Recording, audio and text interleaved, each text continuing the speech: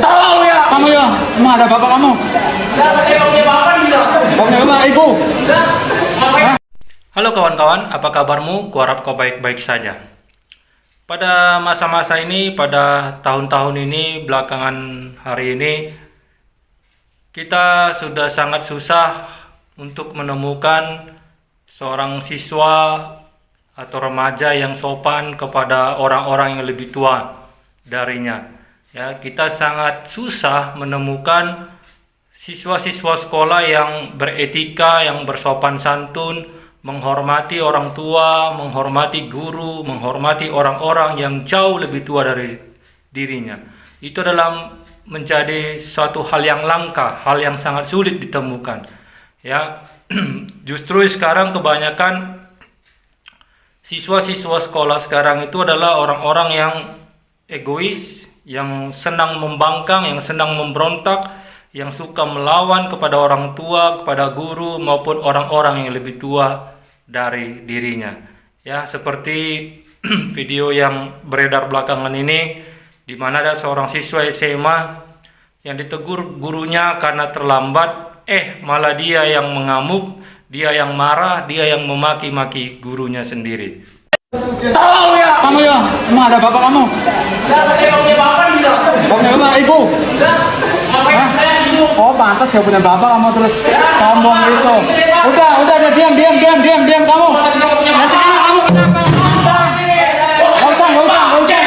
usah. Bapak. Sungguh sangat miris melihatnya ketika seorang siswa ditegur oleh gurunya karena telat, malah siswanya yang malah mengamuk, maki-maki, bahkan menyebut gurunya tolol. Kalau dilihat-lihat, sepertinya gurunya itu memiliki anak yang usianya jauh lebih tua daripada siswa tersebut. Tapi itulah zaman sekarang. Zaman sekarang ini siswa itu superior, siswa-siswa itu susah diatur. Kenapa? Mungkin penyebabnya ada beberapa faktor. Yang pertama sudah pasti adalah didikan dari orang tua, ya. Karena pendidikan pertama sekali yang dialami oleh seorang anak itu berasal dari rumahnya, yaitu dari kedua orang tuanya. Kalau kita lihat cara kelakuan anak dalam video tersebut, itu bisa berarti orang tuanya sendiri pun pasti dilawannya, ya. Karena bagaimanapun seorang anak itu akan jauh lebih kalem, jauh lebih tenang, jauh lebih lembut kepada orang lain daripada kepada kedua orang tuanya. Jadi kalau seorang anak sudah berani memaki orang lain, pasti dia berani memaki kedua orang tuanya. Dan di sini adalah peran orang tua yang sangat signifikan, yang sangat penting sekali untuk mendidik anak, mulai dari anak-anak, mulai dari balita, supaya dididik untuk bersopan santun, untuk beretika, untuk menghormati orang yang lebih tua. Ketika orang tua mengabaikan hal ini, maka akan terbentuk suatu karakter dari seorang anak yang tidak akan pernah sopan, tidak akan pernah menghormati orang yang lebih tua daripada dia. Suka atau tidak suka, terima atau tidak terima, anak-anak yang nakal itu biasanya adalah anak-anak yang dihasilkan oleh orang tua yang cuek, orang tua yang tidak perhatian kepada anaknya. Ya, pengalaman saya sebagai seorang guru, aku itu sering melihat anak-anak yang nakal itu adalah anak-anak yang butuh perhatian, butuh kasih sayang. Kenapa? Karena dari rumah, dari kedua orang tuanya mereka tidak mendapatkan hal tersebut. Orang-orang yang nakal di sekolah, anak-anak yang nakal di sekolah itu biasanya orang-orang yang kurang perhatian dari orang tuanya. Ya, orang tua zaman sekarang itu lebih senang memberikan uang. Mereka pikir kalau sudah uang diberikan kepada anak, maka urusan dan tanggung jawab mereka selesai. Padahal tidak. Yang terpenting dari orang tua yang dibutuhkan oleh anak adalah perhatian, kasih sayang, cinta kasih dari kedua orang tua. Waktu yang banyak untuk anak-anaknya. Kadang-kadang orang tua sekarang lebih membebankan pendidikan anaknya, termasuk karakter anaknya, kepada pihak sekolah. Padahal anak-anak di sekolah itu hanya paling lama 6-8 jam. Itu sudah lama sekali 8 jam. Rata-rata anak di sekolah itu 4-6 jam setiap hari. Dan hari Minggu dan hari merah itu libur. Tetapi di rumah anak-anak itu sekitar 18 sampai 20 jam. Itu setiap hari. Artinya apa? Artinya peran orang tua itu sangat besar pengaruhnya kepada karakter, kepada tingkah laku, kepada etika dari seorang anak. Jadi itu yang pertama, faktor didikan orang tua. Nah, yang kedua, kenapa seorang anak itu menjadi seorang pembangkang, anak itu menjadi orang yang susah diatur, itu adalah faktor dari lingkungan. Ya, suka atau tidak suka, terima atau tidak terima, lingkungan sangat berpengaruh kepada karakter seseorang, terutama kepada seorang anak. Anak itu ibaratkan seperti kertas putih. Ya, apapun yang dituliskan, maka itulah karakter dari kertas putih tersebut. Demikian juga seorang anak. Anak itu adalah pribadi yang polos, pribadi yang tidak tahu apa-apa. Tetapi ketika dia dibentuk oleh lingkungan yang buruk, maka dia pasti akan menjadi pribadi yang buruk. Pasti. Tidak ada istilah emas dicampakkan kemanapun, itu tetap emas. Itu tidak berlaku buat karakter.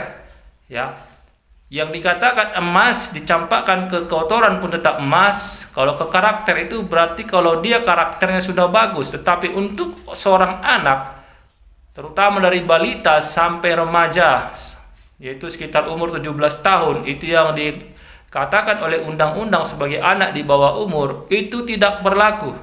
Lingkungan sangat mempengaruhi karakter seorang anak, ya. Makanya sebagai orang tua juga harus memperhatikan lingkungan pergaulan dari anak-anak. Lihat anak-anak zaman sekarang. Ya, pelaku-pelaku kriminal di jalanan itu rata-rata remaja SMP, SMA.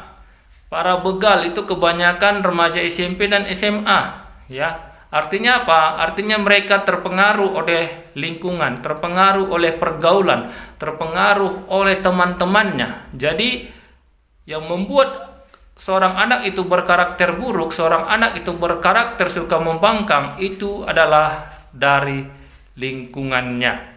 Kemudian yang ketiga, apa yang membuat karakter seorang anak menjadi buruk? Yang ketiga itu adalah faktor guru dan sekolah. Ini juga besar pengaruhnya, ya. Kita sebagai seorang guru tidak bisa seperti guru zaman tahun 90-an. Ya, guru zaman tahun 90-an adalah guru-guru yang ditakuti, dihormati, disegani oleh seorang siswa. Tetapi guru zaman sekarang, semakin dia keras, maka siswanya akan semakin keras.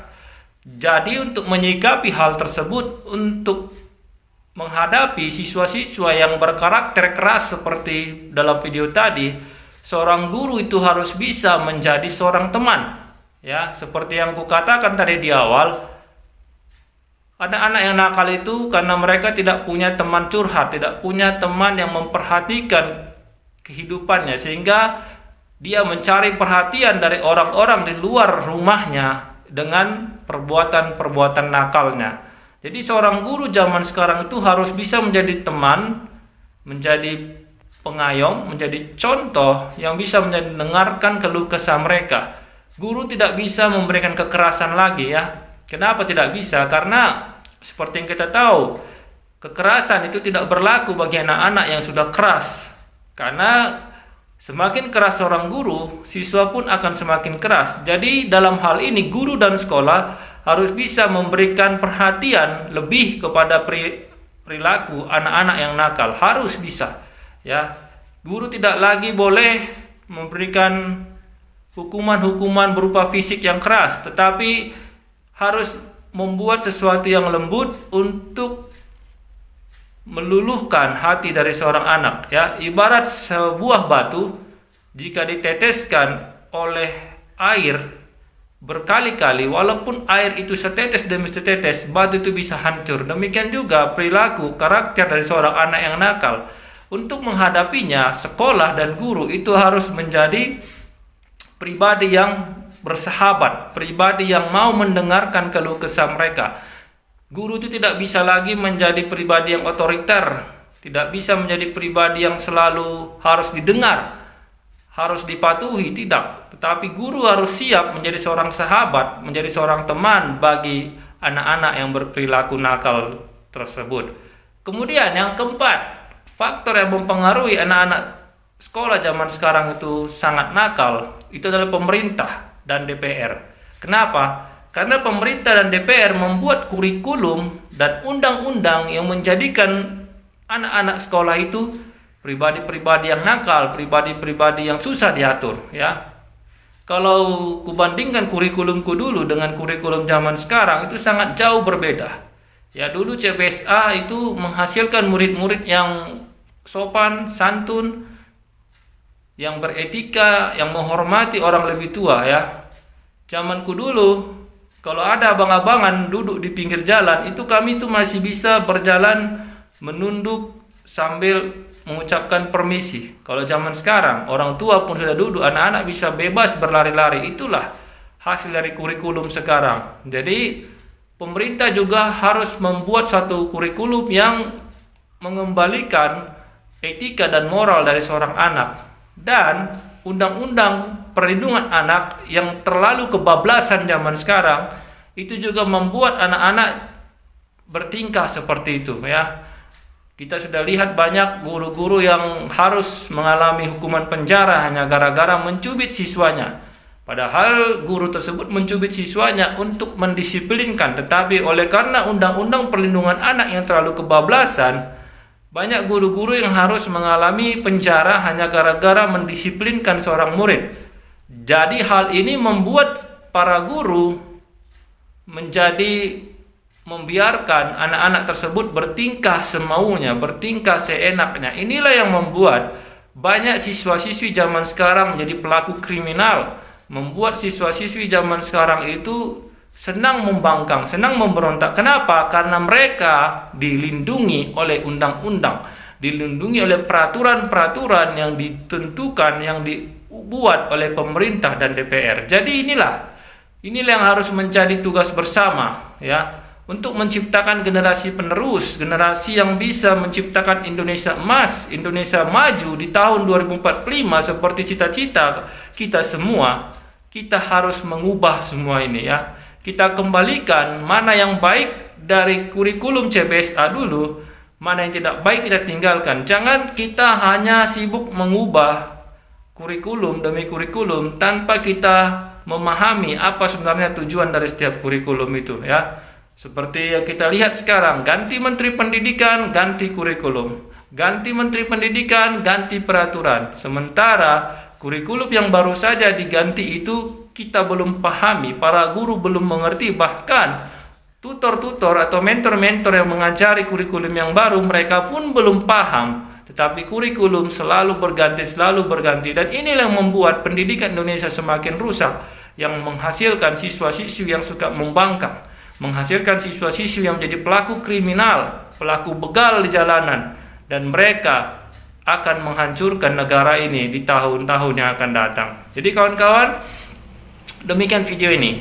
Kiranya video ini bisa mencerahkan kita semua. Dan kalau kawan-kawan punya pendapat, bisa kita berdiskusi di kolom komentar bagaimana caranya supaya Indonesia ini mempunyai generasi penerus yang beretika, memiliki sopan santun, dan juga memiliki akademik kecerdasan yang luar biasa. Sampai jumpa di video selanjutnya dan salam sadar.